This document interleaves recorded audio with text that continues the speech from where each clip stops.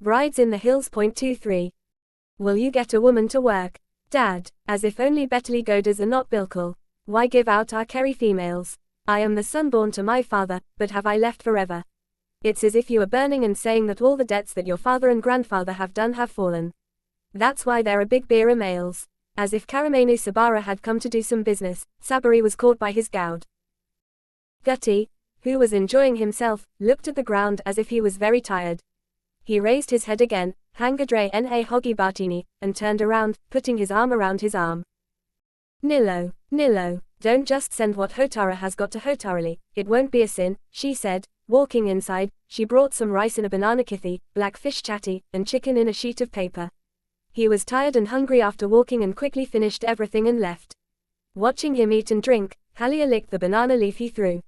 Even though there was nothing there, Gutty, who entered Antaka's house because of the smell of dosa to taste the bare vibration, all he got was the smell of dosa.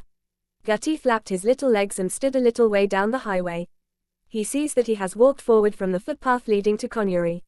Damn it, Darina Bisaka, what happened to my leg today? Cursing the road and his feet, he walked back and joined the footpath leading to Connor. His dog was walking behind him, mowing the ground, wandering around, often stopping at the foot of a tree, on a hillock, on a standing rock, following his master. Gutty was introverted again, engrossed in his own thoughts, looking out of habit, but walking away without noticing anything. The forest on the path he was walking was thin and not very dense at first. The green of the trees, which had been washed away by the rain the previous night, were shimmering coolly in the sun, but Gutty, as usual, was not in a state of mind to appreciate the beauty of the forest, the birds, or the business. Neither the whistling of the pikalas, nor the chirping of the birds, nor the chirping of the woodpecker, nor the long blue crowing of the wild cock, fell upon his ears. Even if it caught the eye, it could not be seen, it started coming and going. The forest became dense. The flight and chirping of birds rarely stopped. The canopy of trees increased as the sun shone in that dense forest. If he went down to that tiger hill, where he was wildly terrifying, he would have found Kono Rangapagoda's house paddy garden in the valley on that side. The forest of the tiger hill was known to be the thickest and most habitable of living creatures in the area, so thick and dense that those who went for big game were reluctant to go there. At least 150 people were needed to reach it, which was impassable due to steep passes. In order to sit on the bow, at least 50 or 60 cow farmers were needed to bring so many cows from all over the country. No more pig traps for other Candice, but rabbit traps. That is why once in a year or 2 years, when tigers come to the forest for big hunting, the old men of the village used to give chisels to all the men of their side for a day and told them to dare to shoot, were participating. At such times, many people were enslaved to life, and some of them would come and join because of the adventure of hunting. There were few adventurers with batikowi, baji, spear, longbow and bow. The lowly people who came from Kannada district for work used the name of Hulamale, more often to scare their children and keep them quiet. Gutty had come close to Betta Sarah. At the end of the slope on the right side of the footpath where he was going, the herd of Betra Sarabetta, herd of Wata, herd of bamboo, and herd of Gurigi Halu were all densely grown, and there was always flowing water. On one side, the concentration of the dead was as if the peak was closed.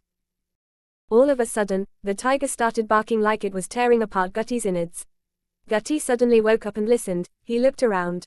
But the dog was not seen. Only its shrill intense barks could be heard beating.